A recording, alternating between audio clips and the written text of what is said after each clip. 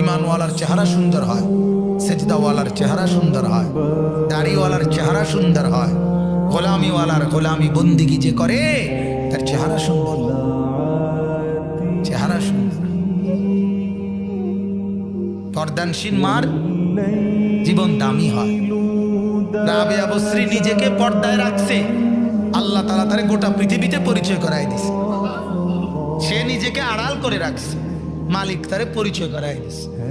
ফাতেমা নিজেকে আড়াল করে রাখছে, আল্লাহ সবার কাছে পরিচয় করায় দিছে। আয়েশা নিজেরে আড়াল করে রাখছে, আল্লাহ তারে পরিচয় করায় দিছে। আর যে মহিলা নিজেকে বাইরে ছেড়ে দিছে, আল্লাহ তারে বেইজ্জতি করে দিছে।